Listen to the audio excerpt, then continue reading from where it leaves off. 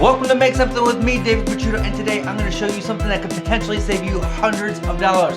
If you are thinking about getting a Festool Domino or a pocket hole jig, you might want to check this out. I'm going to show you how to make a simple dowel jig that could replace these two things, and it's easier because there's no setup once you make it. All it is a piece of plexiglass with a line etched on here so you can see your work piece, and a piece of hardwood with a hole drilled in it, glued to it. That's all it is. 2 inches wide and 3 inches long.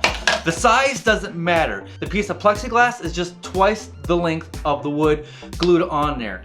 There's a hole drilled right in the middle. You have to drill the hole at a perfect 90-degree angle. So make sure your drill press is set up and calibrated just right, because if your hole is perfectly centered and at a perfect 90-degree angle, all your joints are going to come out great. The hole in there is just a 3/8 inch hole to accept a 3/8 inch dowel rod. All we're going to do is cut up the block of wood. We're going to drill a hole in it on the drill press in the exact center at 90 degrees. We're going to draw a line on the piece of wood right down through the middle. Then we're going to take our piece of plexiglass. We're going to etch a line down the middle of that, line the two pieces up, and glue them together. That's all this is. So what kind of joinery can you make with this handy little jig? The same kind of joinery that you'd use a domino for or pocket holes for. It'll be much stronger than pocket holes because you're gluing in a solid loose tenon, and way cheaper than using a Festool Domino. You can make face frames. You can butt joint two pieces together. If you're making large furniture and you're gluing up a tabletop and you want all those pieces to line up exactly when you glue them together so there's less sanding and planing down the road, you can use this jig. This is perfectly flat, hardly any cleanup at all, just scraping away a little bit of glue. And you can do super easy joinery like this. Once again, if that hole in there is at 90 degrees, you get perfect 90-degree joints. What you would do is lay your boards together, draw a line where you like the joinery to be.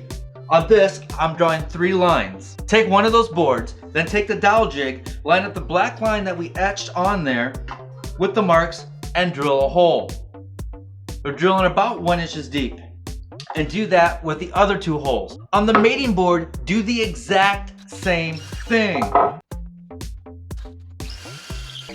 But this time, when you're done, wiggle the drill back and forth just a little bit. That way there's just a little bit of play, and when it comes time to glue the boards together, everything will fit nice and snug.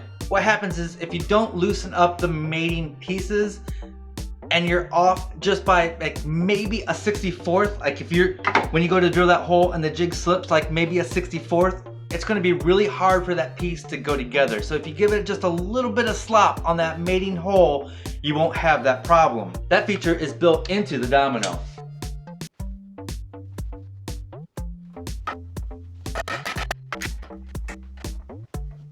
For the face frame, we'll do the exact same thing. We'll mark 2 lines at the joint and then draw 2 holes and then another 2 holes on the mating piece.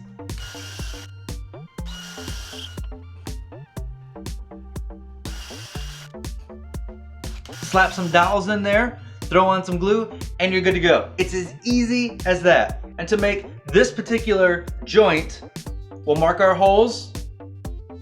We'll mark where the board is going to be. We'll extend those lines. We'll drill a hole in the middle of those lines. There's no need to use the jig for these holes. For the mating piece, we will use the jig and drill out the mating holes. That is a nice, strong, solid joint. There is no setup. I use my Festool Domino once or twice a year. Every single time I go to use it, I have to go look up at the instructions to make sure I'm using it right, see what all these different settings are. There is no setup with this guy whatsoever. So this jig is made for 3/4 inch material, and I'm using a 3/8 inch dowel in there. I plan on making another jig for inch thick material with a bigger dowel. Technically, I could probably use this just fine in thicker material, but anything that's an inch or more and thickness, I'm probably gonna want a bigger dowel in there, like a 1/2-inch dowel. My concern is this hole is going to get loose over time and I'll have to remake it. It'll take me 5-10 minutes to make a new one. If I had the means, I would make this part out of metal and attach it to plexiglass, sort of like the insides of a pocket hole jig. But I don't have a way to do that, so this will work for now. Other improvements I could see me making is making this maybe a little bit wider so there's less chance of it racking as I'm trying to drill in here. I'm also thinking about putting a little lip here on the end. That way that gives my hand something to push on and towards the board to keep this a little bit more sturdy as I'm drilling the holes. Thank you for watching. I am David Picciuto with Make Something. If you like this video, give me a thumbs up. If you're new here, hit that subscribe button. I try to put out new videos every Tuesday and Thursday. Some videos are tip videos like this. Some videos are project videos. We got an awesome video coming up this Thursday, so be sure to subscribe. Hit that notification bell so you know when the videos are coming out. All right, guys, as always, be safe, have fun, stay passionate, and make something.